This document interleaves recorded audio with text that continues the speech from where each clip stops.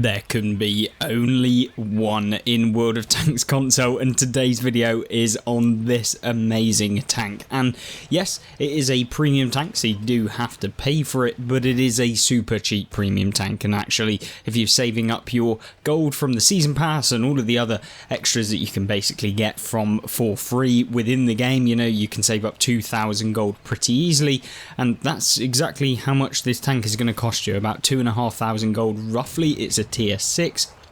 And the key thing about this vehicle, for those of you that don't know, is that it does get 540 alpha damage per shell, I believe, with the premium rounds, and with the standard rounds they're less damage and less penetration.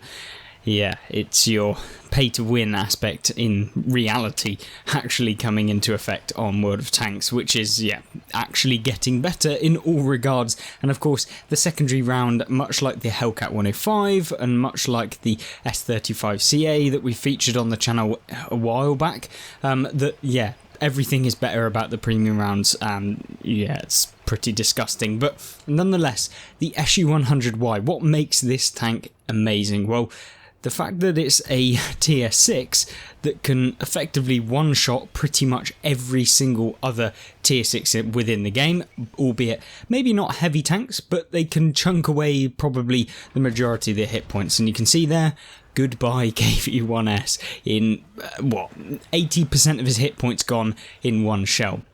Oh look, a lower tier vehicle that has 400 hit points. Oh, if we pen, we've got 500 alpha roughly, and we're going to take him out super easily. So in 2 shells, in quick succession, because the reload of this vehicle is about 11 seconds, or 12 seconds if you're not using enhanced combat rations at the time, if it's not active.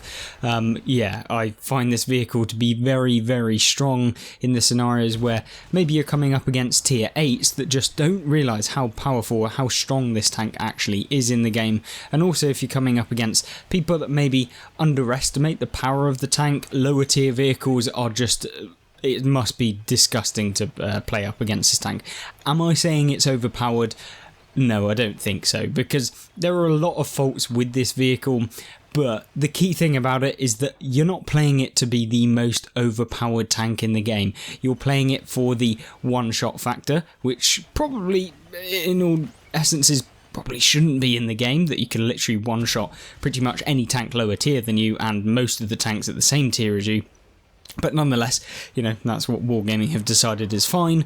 But yeah, there are some really bad negatives, which are the fact that there is absolutely no armour. And for the visually, for those of you that can see the visuals of this tank, it's bloody huge. This tank is massive, which means that you are not going to be avoiding very many shells at all. And also the fact that because it is massive, the concealment of the SU-100Y is not very good. You're not going to be able to remain undetected when you fire for probably 95% of the times. If there's a tank in front of you, if you're trying to stay hidden whilst firing, it's probably just not going to happen, which is kind of annoying, but nonetheless, you know, it's not all that bad. Now we try and go for a shell on the Panzer III-4. I can't even blame that on lag there. That was just terrible aim.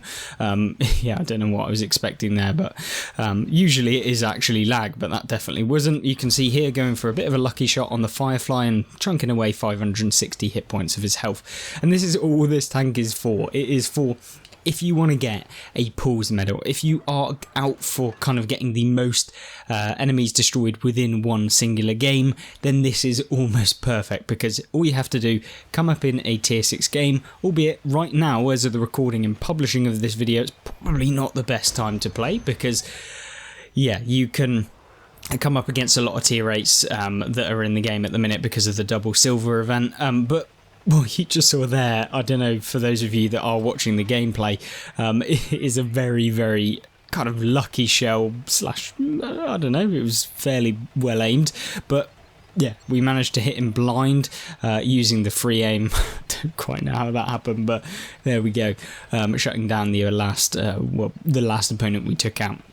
Now then, obviously the game is coming to a close, and having done, what, 2.6 thousand damage in a tier 6, that's a fairly good game. No one's ever going to be complaining about dealing that much damage in this tier 6, and actually I find that this vehicle can consistently deal that damage even in higher tier games, so you don't really have that much of a problem when in that sort of matchup. So that's one thing that you can kind of count on with this vehicle as well, is that yeah, although you might be in a lower tier tank, you can, because of the penetration of the APCR rounds or the premium rounds, don't get me wrong, if you're firing standard in this thing, you're probably playing it wrong. I know that is probably not going to be the nicest thing to say of most people. If you do fire AP rounds, I understand they cost quite a lot of silver and you'll probably lose money every single game in this tank, but if you want to play it how it will do the best, then yeah, you do actually have to play with the silver or premium rounds. So I know, annoying, I know, but it makes this tank so much more fun, and where you're able to do results where you're getting 2.8 thousand damage. Now, I did have a really good replay. I think I managed to get 4,500 damage in a tier 7 game, but unfortunately I wasn't recording at the time, and then I had to use the replay function to actually record it again. But I hate using the replay function. It's terrible. It's not even fun to watch. It's literally like, you can't even see where someone's actually aiming. It's just like the server reticle as opposed to what you're actually aiming at, and it just looks terrible, so I didn't bother actually adding it to this video. But we'll take a look at another really good replay that we managed to have in a slightly different matchup. Now then, the second replay of today's video is going to showcase a pretty quick one, and this video is quite a short one in general, but the key thing about this replay is how the game starts at the beginning and how much of an impact you can have with this tank and completely change the tides of battle super early in the game, which means that you're able to have a really good result for your team. Maybe you don't do as well, because remember, this tank is not a fast boy, it is a big slug that gets hit really well, and you don't have amazing vision range and you don't have amazing concealment, which makes it difficult to advance. So you are reliant on being a bit of a sniper, but also just consistently dealing damage early on, and also then using kind of the hit points that you get, because you get 700 to be able to go in and kind of finish everything off. Now, quite luckily there, we pick up our first enemy destroyed within this replay on the Panzer SFL 4, which was quite nice, and then we're going to go after the M4. Oh look, 2 shots, 2 enemies taken out. Yeah, it feels almost slightly OP in terms of the ability to be able to just remove people from the game. Oh look, another one already, taking out 3 opponents, and in fact the first 3 opponents in the game have been taken out by myself, and this was quite a funny moment. I was seeing how many I could go before we've basically not missed and managed to take people out. And so yeah, it's really good in those scenarios, but remember, this is the kind of best case scenarios where it does come about that you're able to hit these people, where you're able to do it consistently. And this certainly isn't the general case for playing the SU-100Y, because for every game where you're able to land all of your shots and take them out, you end up in a tier 8 game where maybe you get hit by an SU-152 or an ISU-152 or something like that, or maybe you get hit by artillery because this box has genuinely like 25mm of armor or something terrible, so you get penned by HE all the time as well. So yeah, you get all of the negatives, and it's kind of annoying, but nonetheless, it's an amazing tank to play, and you're not playing it to be brutally OP, you're playing it to have those one-shot damage results where you're just able to chunk away tons of people and see if you can have the super high damage games, because it is possible in this tank to have those ridiculous games, and I'm sure if you've played in this tank, you know exactly what I mean. It's just down to kind of how the game plays out, not necessarily how you play. Yes, how you play obviously impacts what you're going to be able to do, but it is quite down to whether or not the game kind of allows you to do it. So that's one thing about playing the SU-100Y. Now, in this game, it's looking, I say it's looking even. I mean, it is even, and actually the enemy team has kind of started to make a bit of a comeback. You know, we've got the OI, which is definitely not a tank we want to get hit by, because, as I said earlier, the tank just doesn't have any armor, so a round hitting us from the OI, especially if he has the derp, will take away probably all of our hit points, which we don't want to see. We've got the Brumbar here. Obviously that tank is another kind of derp, so that can probably take away all our hit points as well, so we want to stay clear of both of them, and then we can kind of move on as how we feel is probably the best. Having done 1600 damage and 1200 of that within like the first like minute and a half, I expect, it's been a little bit stale, and that's what you can expect from the SU-100. Why it is so much fun, because all you need is one of those games where you're able to kind of just sit there and just punish everyone, and where your light tanks actually spot for you, where you're able to probably be in a tier 8 game, or sometimes the kind of pinnacle games that you'll have in a tank like this, where you've got a tank destroyer with high alpha, with high penetration for its tier.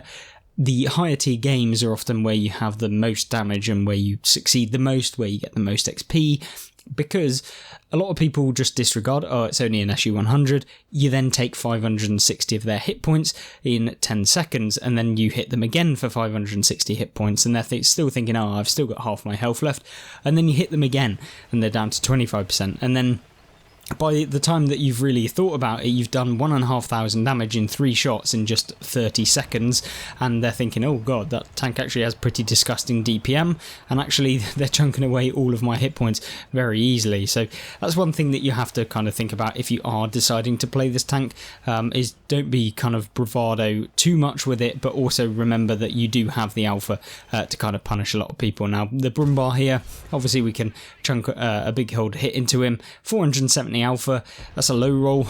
I mean, almost it seems bad saying that it's a low roll, but nonetheless it's a good one. And you can see here we're actually with a KV2 who's helping us out. The KV2 probably not the nicest tank to kind of come with me.